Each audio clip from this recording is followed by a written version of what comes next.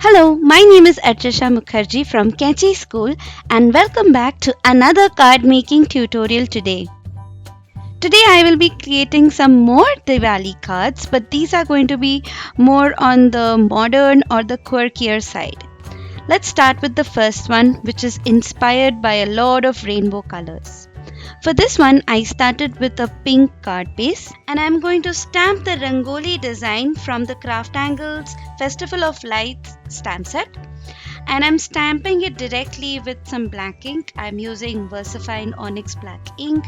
You can use any black ink that you have because I won't be coloring this image with watercolors or alcohol markers. I am next stamping this small little diya from the Craft Angles Diwali Wishes stamp set, and I'll be stamping this multiple times. And over here I have been stamping with the Memento Tuxedo black ink because I will be coloring these images with alcohol markers, so I have to be careful that my ink is not reactive with the alcohol markers. Now you see I have colored all my diyas and fuzzy cut them, and I have used the rainbow colors. Next, for the sentiment, I'm going to another old Craft Angles Diwali stamp set.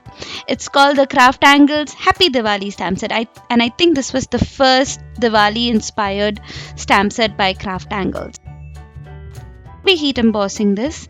Hence, I am stamping it first with some Versamark ink, and I'll be heat embossing with some gold embossing powder.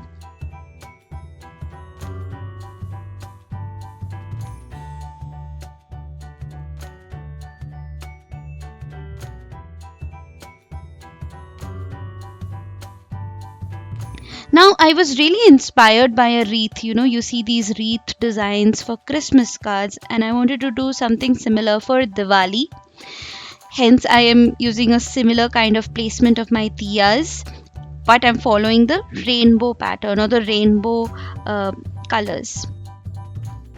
After I have carefully decided the placement of the diyas, I'm just sticking them with some foam adhesive. To bring everything together, I want to add some more gold to match my sentiment. Hence, I am adding some details with my gold pen in the Rangoli design. I'm darkening the corners of my card panel with some pink dye ink. I don't know, I felt like my card needed a little more depth, and I think this gives a little more structure to the eye, like an illusion. Next, I am finally adding my card panel on my card base. You see, it's a little shorter than my card base. Not to worry, I'm just directly going to chop off the excess card base with my Guillotine trimmer. Using the Tonic Studios Morning Dew, which dries clear, I'm adding some more design, and I've also added a little more gold sequins, and that completes our first card.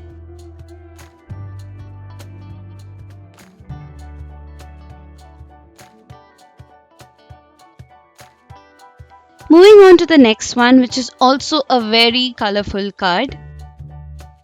For this one, I'm going to use the Craft Angles liquid watercolor. Honestly, I was very nervous to use this because I'm not a watercolor artist. The three shades of liquid watercolor that I'll be using is lemon tart, pumpkin orange, and poolside. And I'm not doing anything fancy. I'm just making random shapes here and there and trying to pull it a little with water. I don't know what is this exactly called as a watercolor artist, but I'm just trying to fade it from the concentrated or saturated color to into an ombre effect.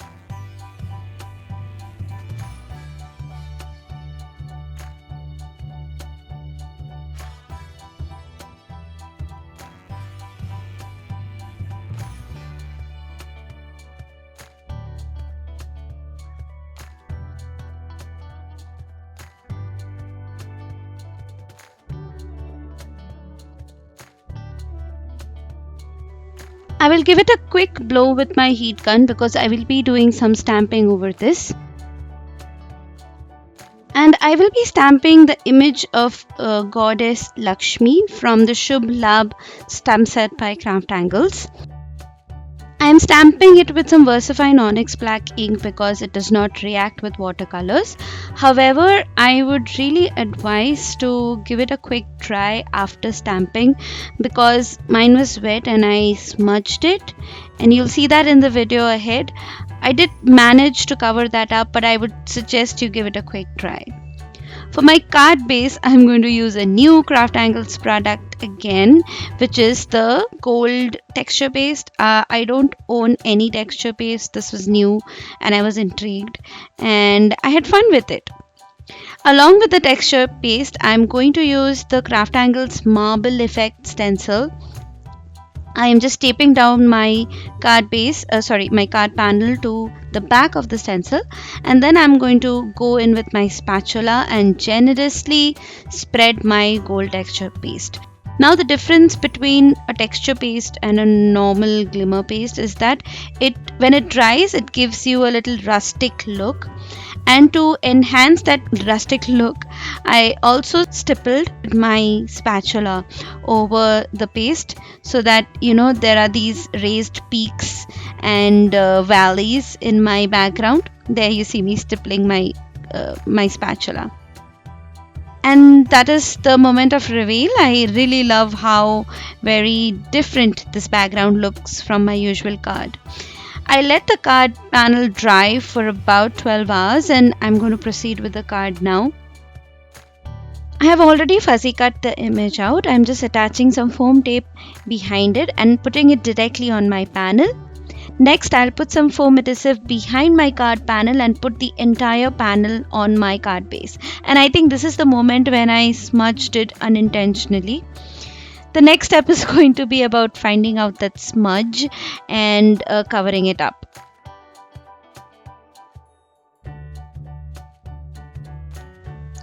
That is me innocently adding some yellow Tonic Studio Nuvo drops and not realizing that there is a smudge right in the middle there near the lotus petals, and I actually plan to just add a few Tonic Studio drops with the color blue, orange and yellow, and finish off the card with the sentiment and a few black strips as a frame.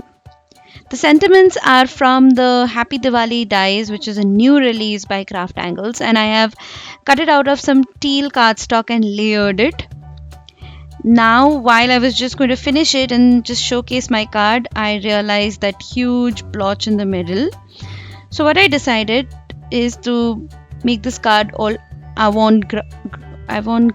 Is that how you pronounce it? Anyway, to make it eccentric and fill up that lotus with a lot of dots, of colorful dots of blue, yellow and orange. And I think it is different.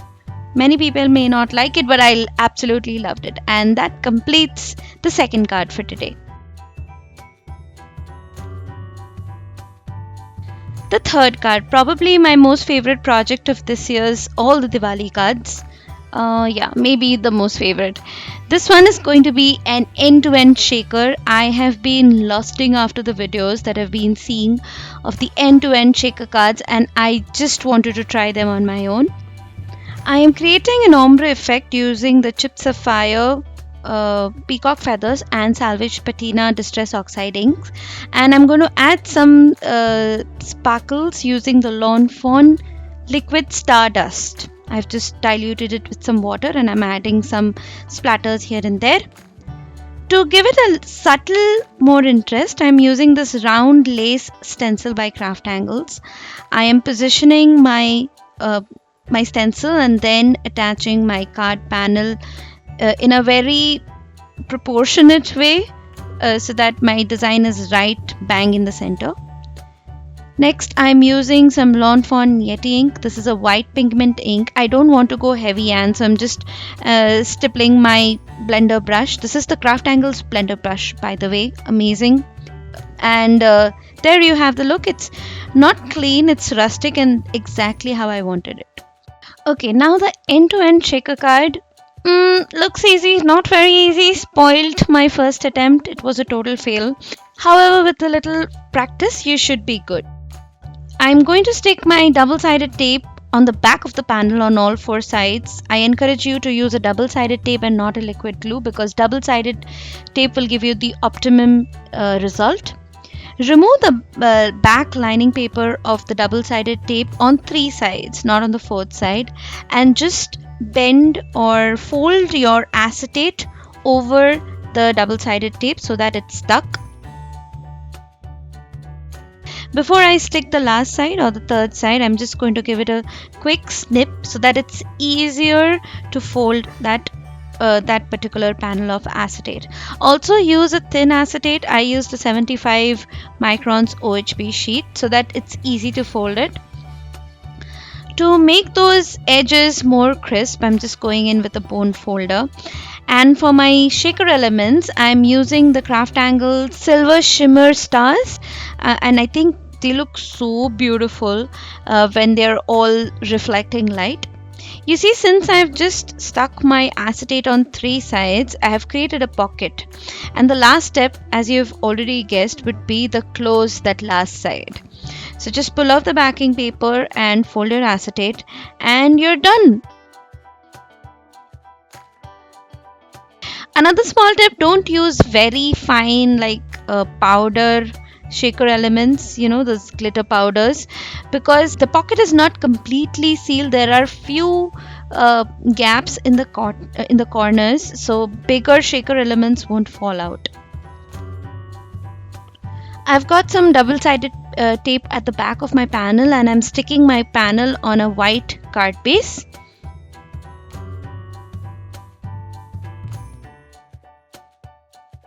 The only remaining step is to add the sentiment. I'm using the Happy Diwali dies to create this Happy Diwali sentiment from some black licorice cardstock by Craftangles. To give a dot to the eye in my Diwali, I'm using some black Nuvo drops by Tonic Studios, and that's it. The card is ready. This is freakishly easy as soon as you get the right steps for the end-to-end shaker card. That's it, guys. Those were all the 3 cards for today. I hope you like these different kind of Diwali cards because I really had fun making these. Don't forget to subscribe to this channel for more fun videos. You can also follow me on Instagram at kenchi.school.